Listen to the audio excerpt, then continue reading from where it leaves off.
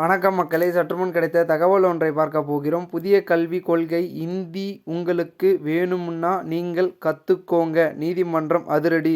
திடீர் தகவல். இந்த ஒரு தகவலை பற்றி தான் நாம் பார்க்க போகிறோம். தகவலை பார்ப்பதற்கு முன்னதாக நீங்கள் நம்மளுடைய சேனலுக்கு புதிய பார்வையாளர்களாக இருந்தீர்கள் என்றால் மறக்காமல் நம்மளுடைய சேனலை சப்ஸ்கிரைப் செய்து வைத்துக் கொள்ளுங்கள் மக்களே.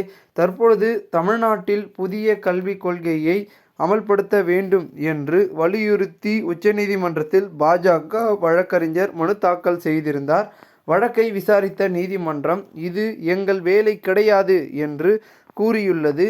அது மட்டுமல்லாமல் புதிய கல்விக் கொள்கையை அமல்படுத்தாதது மக்களின் அடிப்படை உரிமையை மீறும் செயல் அல்ல என்றும் கூறியுள்ளது. புதிய கல்விக் கொள்கையை ஏற்றுக்கொள்ள மாட்டோம் என்று தமிழ்நாடு உறுதியாக இருக்கிறது. இந்த நிலையில்தான் உச்சநீதிமன்றத்தில் பாஜக வழக்கறிஞர் மனு தாக்கல் செய்திருந்தார். இந்த வழக்கு நேற்று நீதிபதிகள் ஜே.பி.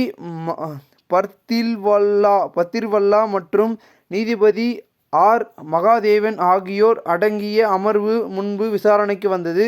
மனுதாரர் தரப்பில் மனுவை தாக்கல் செய்த பாஜகவை சார்ந்த வழக்கறிஞர் மணி என்பவர் ஆஜராகியிருந்தார். அவரிடம் நீதிபதிகள் நீங்கள் யார், தேசிய கல்விக் கொள்கையை பற்றி உங்களுக்கு என்ன கவலை என்று கேள்வி எழுப்பினார். இதற்கு பதிலளித்த மணி, நான் தமிழ்நாட்டை சார்ந்தவன், தற்போது டெல்லியில் செட்டில் ஆகிவிட்டேன். ஆனால் தமிழ்நாட்டில் பள்ளியில் இந்தி கற்பிக்கப்படாததால் என்னால் இந்தியை கற்றுக்கொள்ள முடியவில்லை என்று கூறினார். இதற்கு நீதிபதிகள் அப்போ கற்றுக்க முடியலனா என்ன, இப்போ டெல்லியில் கற்றுக்கோங்க என்று கூறினர். தேசிய கல்விக் கொள்கையை மாநிலங்கள் ஏற்றுக்கொள்ள வேண்டுமா இல்லையா என்பது ஒரு சிக்கலான பிரச்சனை. அரசியலமைப்பு 32 பிரிவின் மூலம் மக்களின் உரிமைகள் பாதுகாக்கப்படுவதை உறுதி செய்வதற்கான உத்தரவுகளை மட்டுமே எங்களால் பிறப்பிக்க முடியும். தேசிய கல்விக் கொள்கை போன்ற ஒரு கொள்கையை நேரடியாக ஏற்றுக்கொள்ளுமாறு எங்களால் கட்டாயப்படுத்த முடியாது. இருந்தாலும் இந்த விஷயத்தில் மாநிலத்தின் நடவடிக்கைகள் அல்லது செயலற்ற தன்மை மக்களின் ஏதேனும் அடிப்படை உரிமை மீறினால் அதில் நாங்கள் தலையீடு செய்யலாம். தற்பொழுது தாங்கள் செய்யப்பட்டிருக்கும் ரிட் மனுவில் உள்ள பிரச்சனையை நாங்கள் ஆராய விரும்பவில்லை.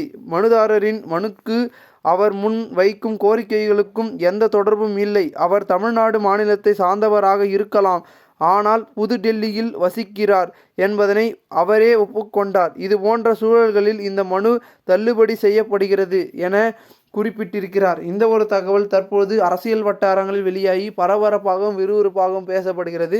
இந்த ஒரு தகவலை குறித்த பொதுமக்கள் உங்களுடைய